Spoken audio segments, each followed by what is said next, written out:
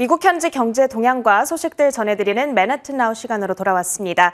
오늘도 이 시간은 오하이오 주립대학교 자산관리학과의 겸임 교수이자 JC 회계법인의 대표로 계신 지호준 박사님과 연결해 보겠습니다. 박사님 나와 계시죠? 네, 안녕하십니까? 네, 안녕하세요. 오늘 저희 처음으로는 이 미국의 주택 분위기 이 상황에 대해서 짚어보도록 하겠습니다. 전일 미국에서 발표한 6월 신규 주택 판매가 전월 대비 6.6% 하락세를 띈 것으로 나타났고요. 거기다가 가격 상승률 역시 조금씩 둔화하고 있는 것으로 보입니다. 그러다 보니까 미국 주택 시장의 버블이 조금 꺼져가는 게 아니냐는 의견도 나오고 있는데요. 지금 미국 부동산 시장 전반적인 상황에 대해서 분석해 주시죠. 네, 작년부터 시작된 주택 공급 부족 현상은 올 상반기까지 큰 변화 없이 이제 지속되고 있는 것 같습니다. 미국 부동산협회 NAR에서 발표에 따르면은 6월 말 기준으로 시장에 나와 있는 주택 매물의 숫자는 약 한 125만 가구였고요. 1년 전에 주택 매물이 한 154만 가구였음을 감안하면은 무려 19에서 20% 가량 매물이 감소한 것을 저희가 볼 수가 있습니다. 이렇게 계속되고 있는 주택 공급 부족 현상은 이제 집값 상승으로 이제 직접적으로 이어질 수가 있는데 실제로 이런 집값 가격의 주택 가격에 대한 상승이 지금 이제 주택 시장에 많은 어려움들을 이제 나타내고 있는 그런 상황이고요. 몇 가지 중요한 부동산 지표를 통해서 저희가 좀 살펴보면은 지난 6월에 주택 평균 매매가가 작년 2020년 6월 대비 23% 이상이 올라서 약 36만 3천 불을 기록했습니다. 거의 매달마다 주택 평균 매매가 최고가를 이렇게 기록을 갈아치고 있다라고 과언이 아닐 정도로 계속적으로 상승하고 있는 그런 기조를 보이고 있고요. 사실 전년 대비 주택 가격은 지난달 포함해서 6월 포함해서 약 한 112개월 가량 9년 이상 연속적으로 이제 오르고 있는 그런 상황이고요.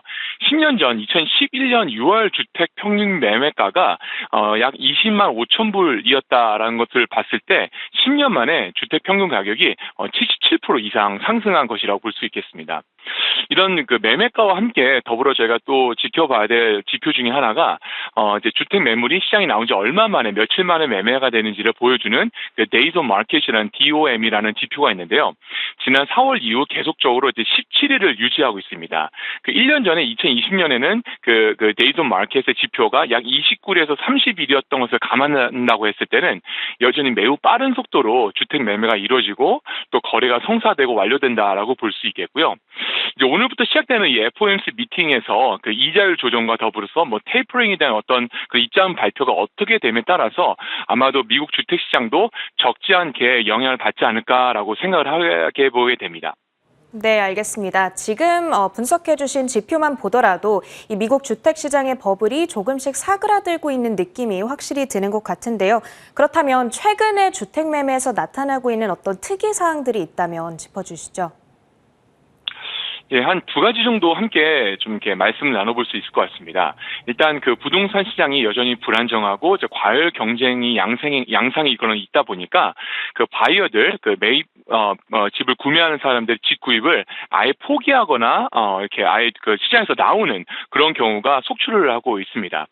이처럼 경쟁이 매우 심한 부동산 시장에서 어떤 경쟁 우위를 차지하기 위한 가장 중요한 전략 중에 하나가 현금 매수, 캐시 퍼체스일 텐데요.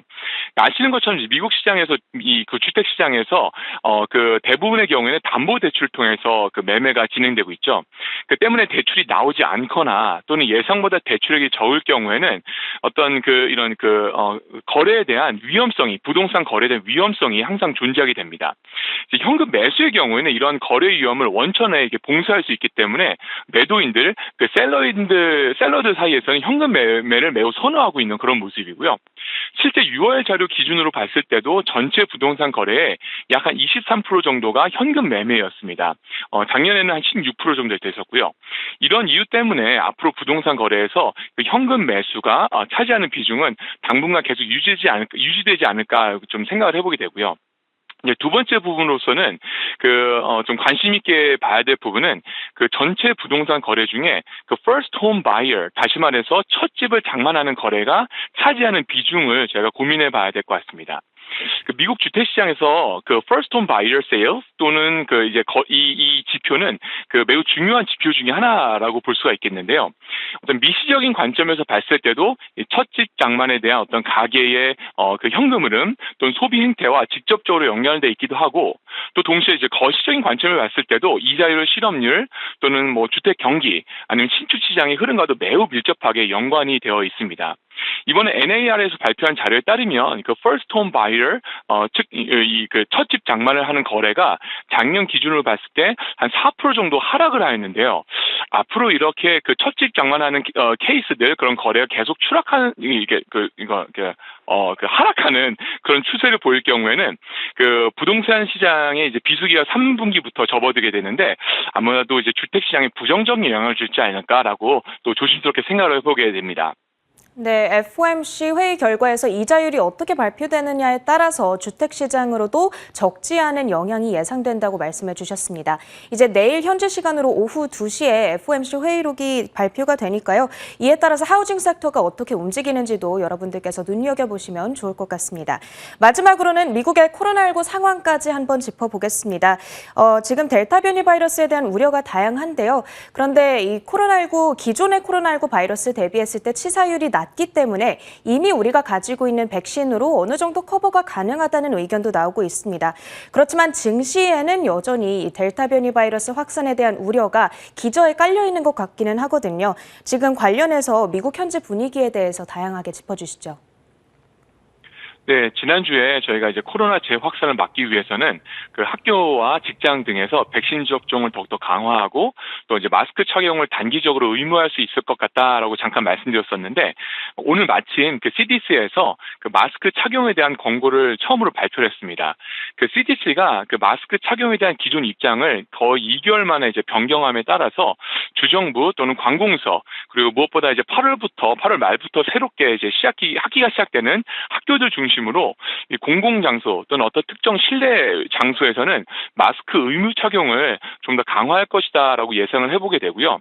현재 연방 정부와 CDC 그리고 많은 의료 전문가들이 그 델타 바이러스 또 코로나 이 백신에 대한 입장은 사실상 거의 동일합니다. 한마디로 말하면 델타 변이의 확산 속도는 기존 코로나보다 더 빠르고 치명적이다. 하지만 코로나의 백신이 델타 변이를 막을 수 있다라고 계속적으로 얘기를 하고 있는 상황이고요.